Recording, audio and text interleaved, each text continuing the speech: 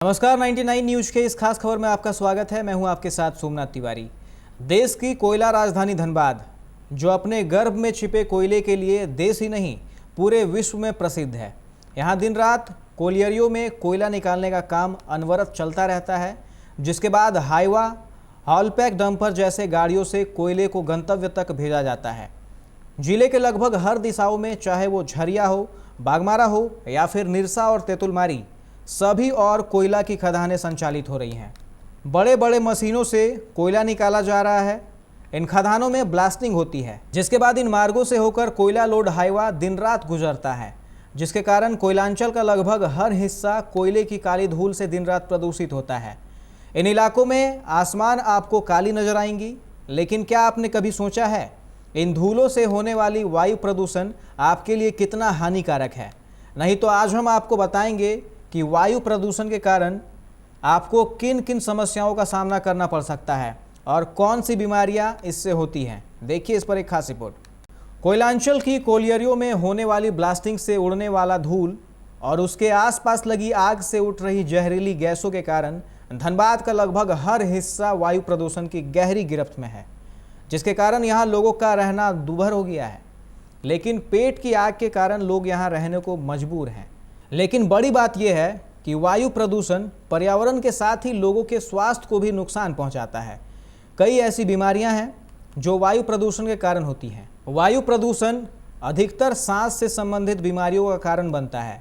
वायु प्रदूषण से कई लोगों को सांस लेने में परेशानी होती है, तो यह कुछ लोगों के हृदय को भी प्रभावित करता है। वायु प्रदूषण के कारण होने वाली बीमारियां हर साल लाखों लोगों की जान तक ले लेता है। ऐसे में वायु प्रदूषण से अपना बचाव बहुत जरूरी है, ताकि इससे होने वाली बीमारियों से बचा जा सके। वायु से मेनली हम लोगों को लंग में प्रॉब्लम होता है, क्योंकि प्रदूषित वायु सीधे लंग्स में जाता है और लंग्स शरीर का एक बहुत महत्वपूर्ण अंग है। तो सबसे ज़्यादा प्रॉब्लम लंग्स में होता है प्रदूषित वायु से। प्रदूषित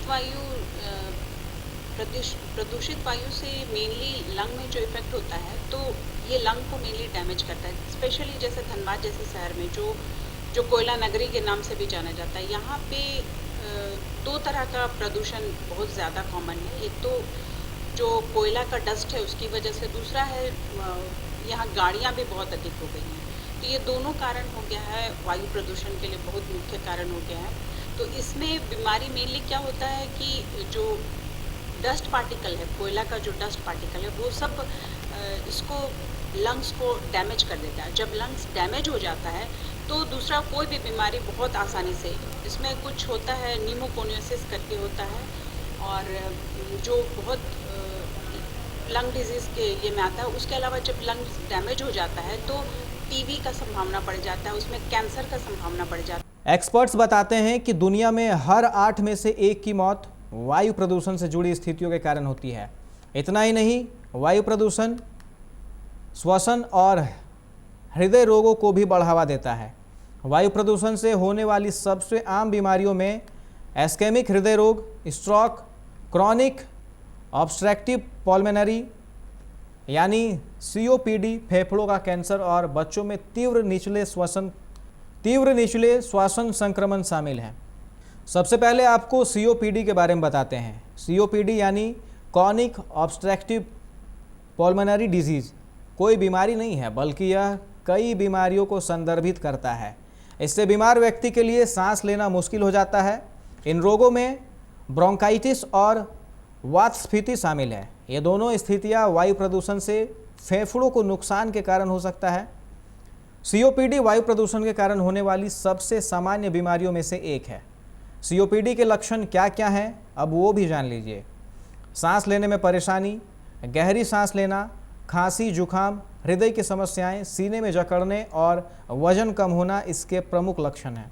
वायु प्रदूषण के कारण होने वाली दूसरी सबसे बड़ी समस्या है फेफड़ों का कैंसर।